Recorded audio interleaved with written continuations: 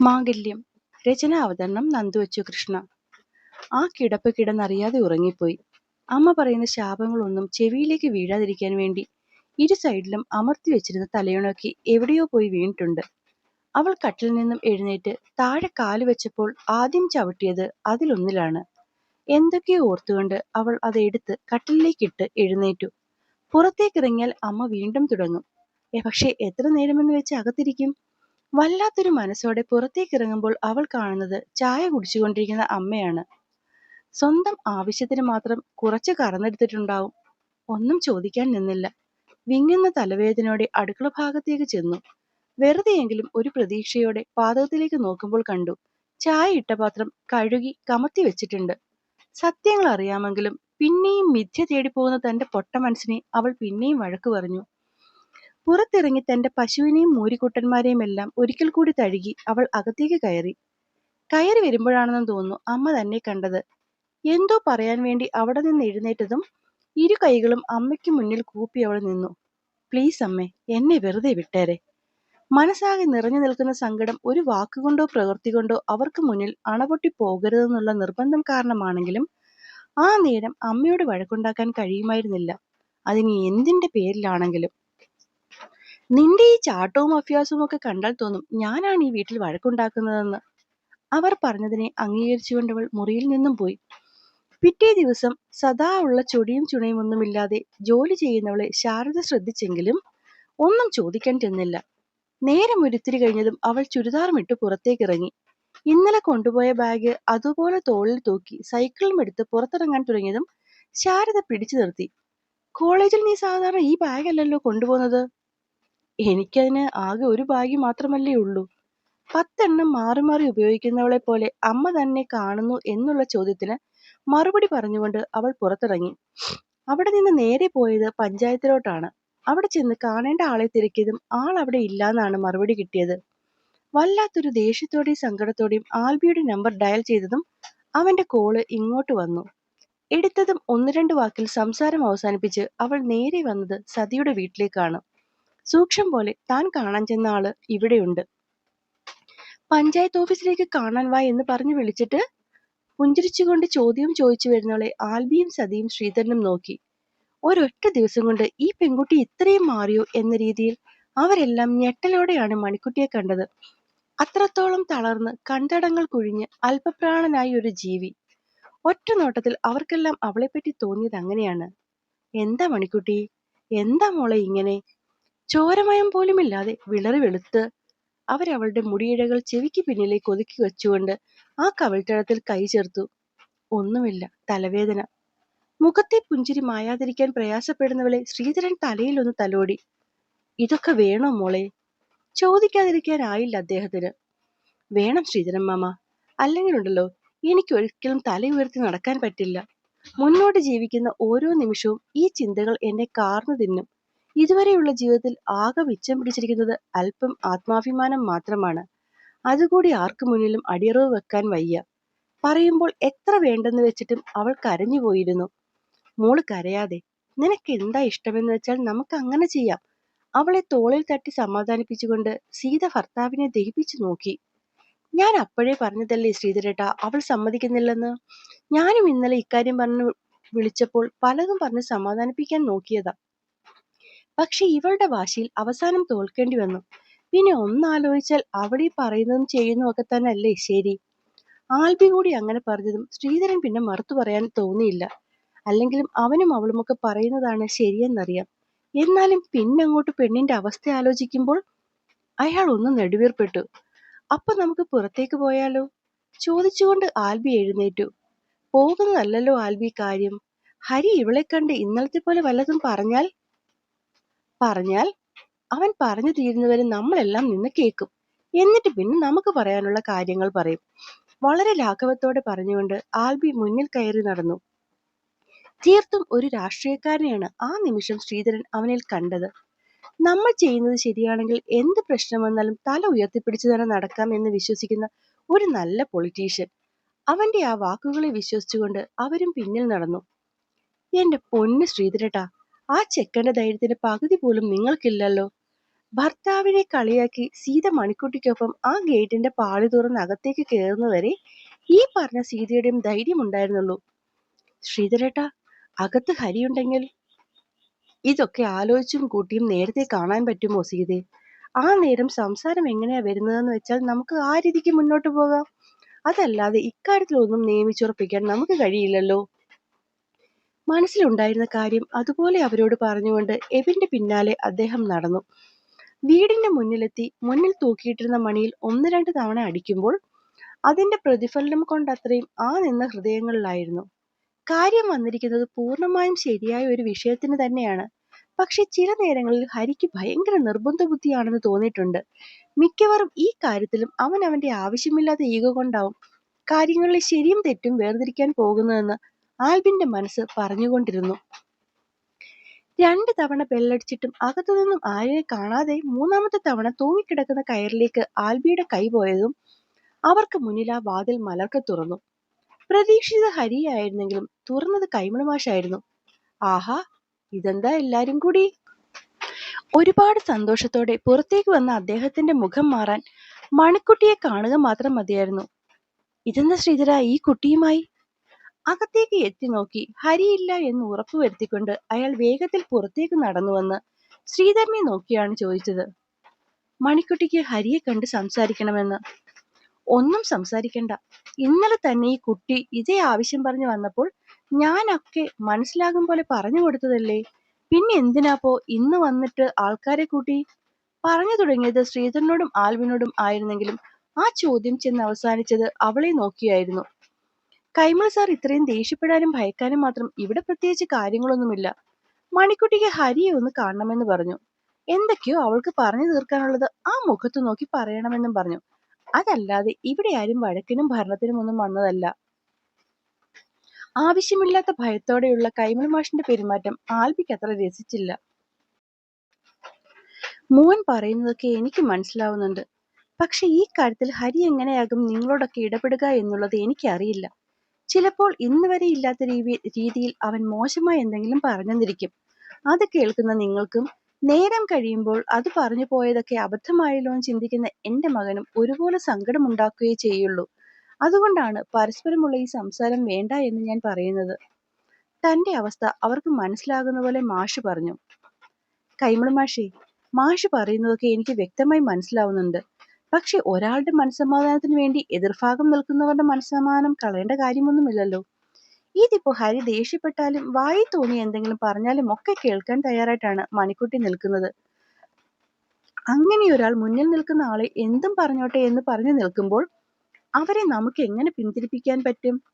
പിന്നെ ഹരി അവൻ എന്തെങ്കിലും എന്നെയോ ശ്രീധരേട്ടനെയോ പറഞ്ഞ എന്നെ സംബന്ധിച്ച് കൂട്ടുകാരൻ പറഞ്ഞതായിട്ടാവും ശ്രീധരേട്ടന് ഒരു പക്ഷേ മകന്റെ സ്ഥാനത്തുള്ളവൻ പറഞ്ഞതായിട്ടായിരിക്കും തോന്നുക. അത് അവർ രണ്ടുപേരും ക്ഷമിച്ചോളും. അത്രയും ഉറപ്പ് പോരെ മാഷിന്? അവന്റെ വാക്ചാതുര്യത്തിൽ മാഷ് ഉത്തരം മുട്ടി നിന്നുപോയി. അതേസമയം ഇവൻ എങ്ങനെ ഇത്ര നല്ല രാഷ്ട്രീയക്കാരനായി എന്ന് മനസ്സിലാക്കുകയായിരുന്നു ശ്രീധരൻ.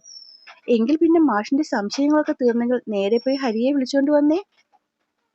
ആൽബി, കൈമൾ സാർ പേടിക്കാതെ. ഈ പറയുന്ന ഹരി ഒരു ഭീകരനൊന്നുമല്ല, മാഷിന്റെ മോന. അതുകൊണ്ട് മാഷിന്റെ പേടിയുടെ അളവ് കുറയ്ക്കാം. കാര്യം അവൻ ചിരിയുടെ മേമ്പൊടിയാണത് പറഞ്ഞതെങ്കിലും അവന്റെ വാക്കുകൾക്കിടയിൽ ഒളിഞ്ഞിരിക്കുന്ന അർത്ഥം എല്ലാവർക്കും ഒരുപോലെ മനസ്സിലായിരുന്നു. അതുകൊണ്ട് തന്നെ കൂടുതലൊന്നും അവനോട് പറയാൻ നിൽക്കാതെ കൈമൾ മാഷ് അകത്തേക്ക് കയറിപ്പോയി. ഇത്തിരി നേരം കഴിയേണ്ടി വന്നില്ല. ആരോ നടന്നു വരുന്ന ശബ്ദം അവർ കേട്ടു. അവളും. അതുവരെ ഉണ്ടായിരുന്ന ധൈര്യം അകത്തുപോയി മണിക്കുട്ടിയുടെ കൈയും കാലും വിറയ്ക്കാൻ തുടങ്ങി. വരുന്നയാൾ ഹരിയാണെന്ന് ഏതാണ്ട് ഉറപ്പാണ്. പക്ഷെ അവന്റെ മുഖത്തു നോക്കി സംസാരിക്കുന്ന കാര്യം ഓർക്കുമ്പോൾ അവളുടെ തൊണ്ടയിൽ ഉമിനീർ വറ്റി. ഇതെന്താ എല്ലാരും കൂടി രാവിലെ? ആഹാ, രാഷ്ട്രീയക്കാരനും ഒപ്പമുണ്ടോ? എന്താടോ, ബക്കറ്റ് പിരിയോ വല്ലതുമാണോ? അങ്ങനെയാണെങ്കിൽ ഞാനും അച്ഛനും 1 രൂപ തരില്ല കേട്ടോ. ചിരിയോടെ പുറത്തേക്ക് വന്നവൻ ആൽബിക്ക് നേരെ കൈ നീട്ടുമ്പോഴാണ് അവനിലും ഇടതുഭാഗത്ത് പിന്നിലേക്ക് മാറി നിൽക്കുന്നവളിൽ ഹരിയുടെ കണ്ണുടക്കുന്നത്. അതുവരെ പുഞ്ചിരിയോടിരുന്ന ആ മുഖം കറുക്കാൻ നിമിഷം പോലും വേണ്ടി വന്നില്ല.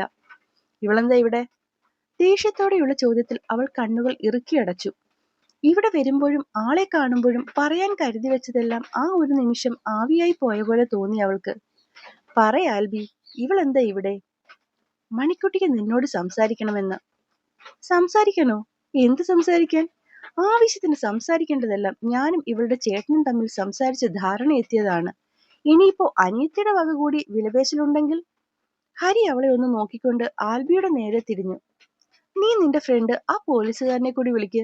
അയാളുടെ മുന്നിൽ വെച്ചാകട്ടെ ബാക്കിയുള്ള കാര്യങ്ങൾ. എന്തായാലും വല്ലാത്തൊരു കുടുംബം തന്നെ. ആദ്യം ചേട്ടന്റെ വക, ആ കാശ് അടിച്ചു പൊട്ടിച്ച് തീർത്തപ്പോൾ ഇപ്പോൾ അനിയത്തിയുടെ വക. ഇങ്ങനെ നാട്ടുകാരെ പറ്റിച്ച് ജീവിക്കുന്നതിന് നല്ലത് നിനക്കൊക്കെ എന്തെങ്കിലും പിച്ചെ എടുത്തൂടെ? ഹരിയുടെ ഉള്ളിൽ കിടന്ന വിഷം അത്രയും അവന്റെ നാവിൻ തുമ്പിലൂടെ അവളുടെ മുഖത്തേക്ക് ചീറ്റി. മതി സർ, ഇനി ഒരു വാക്കുകൂടി പറയരുത്. ഇത്രയും നേരം സാർ പറഞ്ഞതൊക്കെ ഞാൻ കേട്ടുകൊണ്ട് നിന്നത് എന്റെ കുടുംബത്തിന്റെ ഭാഗത്ത് തെറ്റുള്ളത് കൊണ്ടാണ്. പക്ഷെ പ്ലീസ് സാർ, മതി. പിന്നെ ഇതാണ് എന്റെ ഏട്ടൻ സാറിന്റെ കയ്യിൽ നിന്ന് വാങ്ങിയ കാശ്. ഒരു പൊതിക്കെട്ടെടുത്തവൾ അവിടെ കിടന്ന മേശയുടെ മുകളിലേക്ക് വെച്ചു. സാറിന് എണ്ണി നോക്കി ബോധ്യപ്പെടാം, എന്നിട്ട് ഞാൻ ഇവിടെ നിന്നും പോകുന്നുള്ളൂ. കണ്ണിൽ നിന്നും ഒഴുകിയിറങ്ങുന്ന കണ്ണീർ പുറം കൈയാലെ തുടച്ചുകൊണ്ട് പെണ്ണ് അവന്റെ മുഖത്ത് നോക്കി പറഞ്ഞു. ഇതെന്താ, ഇനി പുതിയ വല്ല നാടകമാണോ? ചുറ്റും നിന്ന് എല്ലാവർക്കും അവളുടെ സങ്കടം കണ്ട് ചങ്ക് പിടയുന്ന പോലെ വിഷമം തോന്നിയെങ്കിലും എല്ലാം കേട്ടുകൊണ്ട് മുന്നിൽ നിന്നവന് അതൊന്നും അവനെ ബാധിക്കുന്ന കാര്യം പോലും അല്ല എന്ന രീതിയിലായിരുന്നു തിരിച്ചുള്ള ചോദ്യം. ഹരി! അവന്റെ ആ ചോദ്യം ഇഷ്ടപ്പെടാത്ത പോലെ കൈമൾ മാഷ് ഉറക്കെ വിളിച്ചു. അച്ഛൻ ഇതിൽ ഇടപെടേണ്ട, ഇത് ഞാൻ തീർത്തോളാം. ഇടം കൈ അല്പം ഉയർത്തി കൈപ്പത്തി അച്ഛന് നേരെ തിരിച്ച് അവൻ തടയും പോലെ കാണിച്ചുകൊണ്ട് അല്പം കൂടി മുന്നിലേക്ക് കയറി നിന്നു. നോക്ക് മിസ്. പേര് ഓർമ്മയില്ലാത്ത പോലെ അവൻ ഒരു നിമിഷം കണ്ണടച്ചു. പേര് ഞാൻ മറന്നു. അല്ലെങ്കിലും പേരിൽ കാര്യമില്ലല്ലോ. അതുകൊണ്ട് ഞാൻ ഇനി പറയാൻ പോകുന്ന കാര്യങ്ങൾ താൻ വ്യക്തമായി കേൾക്കണം. അന്ന് എന്റെ തെറ്റുകൊണ്ട് വണ്ടി തട്ടിയാണ് തനിക്ക് മുറിവുകൾ ഉണ്ടായത്. ആ തെറ്റ് പൂർണ്ണമായും എന്റെ ഭാഗത്തു നിന്നാണെന്ന് ഞാൻ അംഗീകരിക്കുകയും ചെയ്യുന്നു. അതുകൊണ്ടാണല്ലോ തന്റെ ജ്യേഷ്ഠന്റെ വിലപേശലിൽ ഒരു വാക്കുപോലും മറുത്തു പറയാതെ അയാൾ ചോദിച്ച കാശ് ഞാൻ കൊടുത്തത്. സോ കാശ് കൊടുത്തു, അവിടെ തീർന്നു ഞാനും താനുമായുള്ള ഡീലിങ്സ്. അതുകൊണ്ട് ഇനി ആവശ്യമില്ലാത്ത കാര്യങ്ങളും പറഞ്ഞുകൊണ്ട് താൻ ഇവിടേക്ക് വരല്ലേ. പിന്നെ തന്റെ കയ്യിലിരിക്കുന്ന ഈ കാശ് അതെനിക്ക് വേണ്ട. ഒരിക്കൽ ഒരാൾക്ക് നൽകിയതൊന്നും പിന്നീട് ഹരി തിരിച്ചെടുക്കാറില്ല, അതിനി എന്ത് തന്നെ ആയാലും. മുഖം ആകെ വലിഞ്ഞു മുറുകി അവളോടുള്ള ദേഷ്യം അത്രയും ആ മുഖത്ത് പ്രകടമാകുന്ന പോലെയായിരുന്നു അവന്റെ സംസാരം. അത് ചുറ്റും നിന്ന് എല്ലാ വ്യക്തികൾക്കും നന്നായി മനസ്സിലാവുകയും ചെയ്തു. ഹരി മോനെ, വേണ്ട ശ്രീധരേട്ടാ, ഈ സംസാരം മുന്നോട്ട് കൊണ്ടുപോയാൽ പരസ്പരം മുഷിയാം എന്നല്ലാതെ എന്റെ തീരുമാനത്തിൽ ഒരു മാറ്റവും ഉണ്ടാവുകയില്ല. തന്നോടെന്തോ സംസാരിക്കാൻ വന്ന ആൽബിയെ നോക്കിയാണ് അത്രയും പറഞ്ഞത്. ഒറ്റ ബുദ്ധി, അതായിരുന്നു ആൽബിയുടെ മനസ്സിൽ. സർ പറഞ്ഞു കഴിഞ്ഞോ? അത്രയും ശാന്തമായിരുന്നു അവളുടെ ചോദ്യം. ഞാൻ പറയാനുള്ളതെല്ലാം പറഞ്ഞു കഴിഞ്ഞു. അതുകൊണ്ട് തന്നെ ഇതിൽ ഇനി കൂടുതൽ സംസാരിക്കാനൊന്നുമില്ല. എനിക്കൊരല്പം ധൃതിയുണ്ട്, സ്കൂളിൽ പോകാൻ നേരമായി. അവൾ എന്തോ പറയാൻ തുടങ്ങുകയാണെന്ന് തോന്നലിൽ ഹരി പെട്ടെന്ന് പറഞ്ഞുകൊണ്ട് അകത്തേക്ക് കയറാൻ തുടങ്ങിയതും ആൽബി അവനെ പിന്നിൽ നിന്നും വിളിച്ചു. നിൽക്കടാ ഹരി, അങ്ങനെ നീ മാത്രം പറഞ്ഞിട്ടങ്ങ് പോവാതെ ആ കൊച്ചും കൂടി പറയാനുള്ളത് പറഞ്ഞു തീർക്കട്ടെ. അവൻ അടുത്തേക്ക് ചെന്ന് തോളിൽ പിടിച്ച് ചിരിയോടെയാണ് ആൽബിന്റെ സംസാരം. ഇതിലിനി എനിക്കൊന്നും സംസാരിക്കാനില്ല ആൽബി. നല്ലോണം മുഷിഞ്ഞാണ് ഹരി മറുപടി നൽകിയത്. അത് നിന്റെ തോന്നലല്ലേ? ഒരുപക്ഷെ അവൾക്ക് വേറെന്തെങ്കിലും കൂടി നിന്നോട് പറയാനുണ്ടെങ്കിലോ? നമ്മുടെ വീട്ടിൽ വന്ന് ഒരാൾ നമ്മളോട് സംസാരിക്കാൻ തുടങ്ങുമ്പോൾ അവരെ ഇങ്ങനെ പുറംകാൽ മടക്കി അടിക്കുന്ന രീതിയിൽ സംസാരിക്കുന്നത് കുടുംബത്തിൽ പിറന്നവർക്ക് ചേർന്ന പരിപാടിയാണോ ഹരി? കൊടുത്തത് മർമ്മത്തിട്ടായതുകൊണ്ട് തന്നെ ഹരി ഒരു നിമിഷം സ്റ്റക്കായി. ആ നേരം കൊണ്ട് മണിക്കുട്ടിയോട് സംസാരിക്കാൻ ആൽബി കണ്ണു കാണിച്ചു. സോറി സർ, ഇത്രയൊക്കെ പറഞ്ഞിട്ടും വീണ്ടും ഞാൻ ഇതിനെ എതിർത്ത് സംസാരിക്കുന്നത് എന്റെ ഗതികേട് കൊണ്ടാണ്. ഒരിക്കലും ഞാൻ അറിഞ്ഞിട്ടില്ല സാറിന്റെ അടുത്ത് ഏട്ടൻ വന്ന് സംസാരിച്ചതും എണ്ണിപ്പറക്കി കാശ് വാങ്ങിയതുമൊന്നും. അന്ന് സാറിന് അബദ്ധം പറ്റിയാണ് കാർ ഇടിച്ചതെങ്കിൽ ഞാനും നോക്കാതെയാണ് വളവ് തിരിഞ്ഞു വന്നത്. അപ്പൊ പിന്നെ അതെങ്ങനെ സാറിന്റെ മാത്രം കുറ്റമാകും?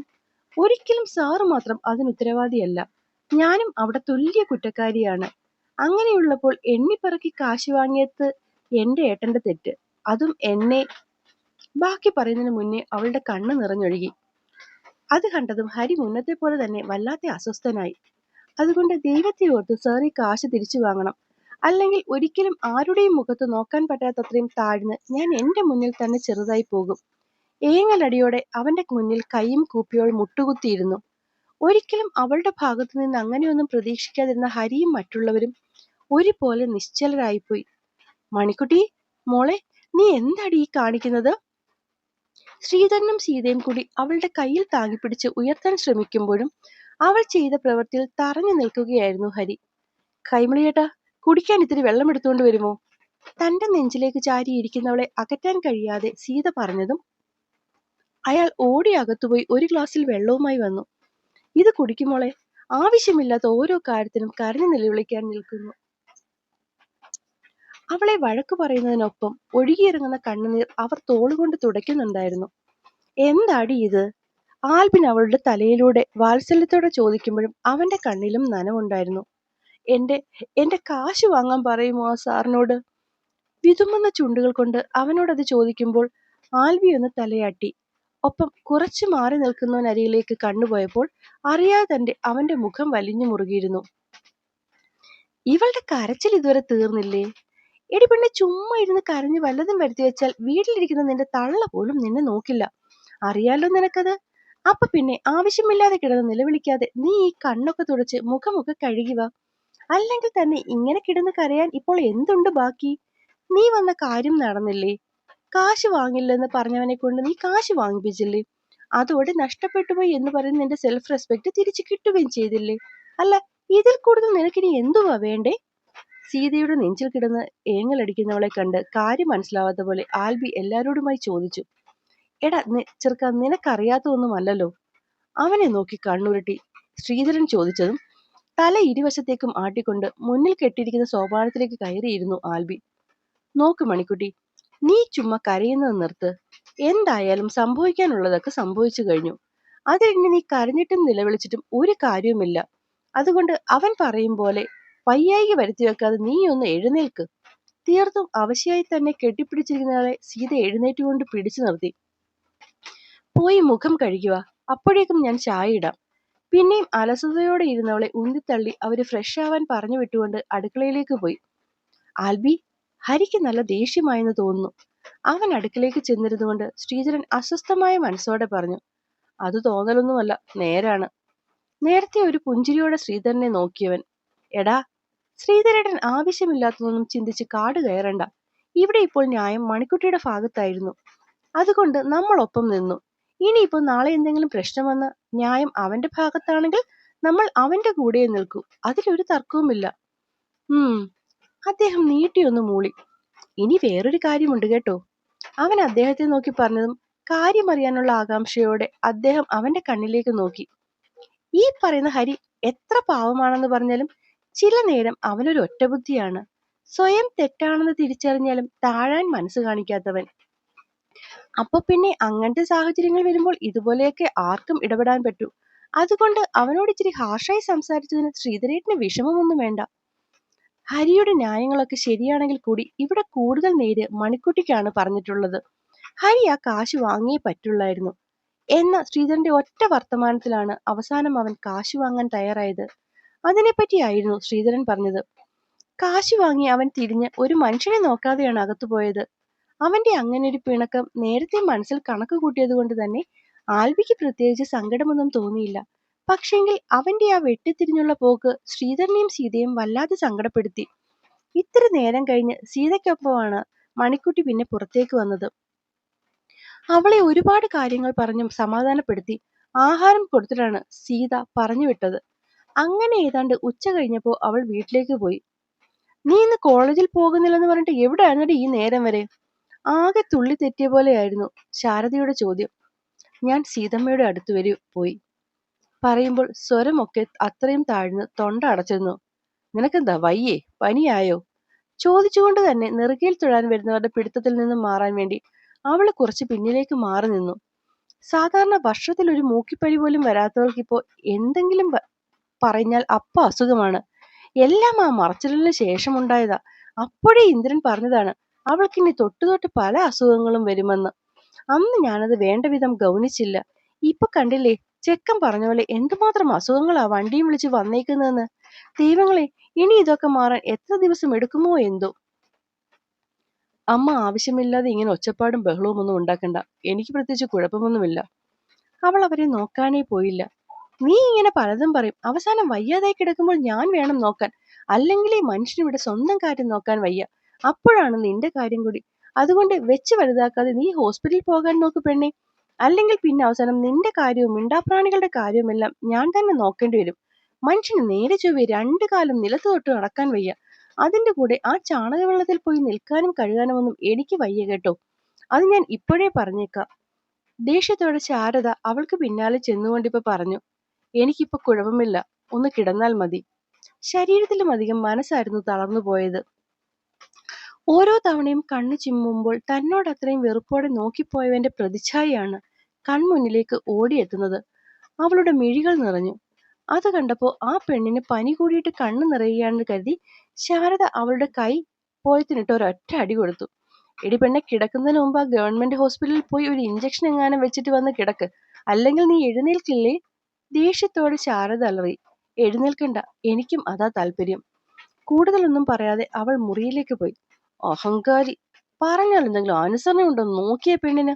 എടി പെണ്ണെ, ഒരു കാര്യം ഞാൻ തീർത്തു പറഞ്ഞേക്കാം. നിന്റെ പനിയെങ്ങാനും കൂടി അവസാനം കൈ വയ്യ കാലു വയ്യ എന്നൊക്കെ പറഞ്ഞ് നീ കയറിക്കിടന്നാൽ സത്യമാണ് നിന്റെ പൈക്കളുടെ കാര്യം ഞാൻ നോക്കില്ല. അത് 3 തരം. ഭീഷണിപ്പെടുത്തുന്ന പോലെ അവർ വിളിച്ചു പറയുമ്പോൾ മണിക്കുട്ടിയുടെ മുഖം പിന്നെയും സങ്കടം കൊണ്ട് നിറഞ്ഞിരുന്നു. എന്നെ വായിക്കുകയും കേൾക്കുകയും ചെയ്യുന്ന എൻ്റെ എല്ലാ കൂട്ടുകാരും ഇഷ്ടപ്പെടുന്നുണ്ടെങ്കിൽ ഒന്ന് സബ്സ്ക്രൈബ് ചെയ്ത് ലൈക്ക് ചെയ്യാൻ മറക്കല്ലേ. നന്ദി.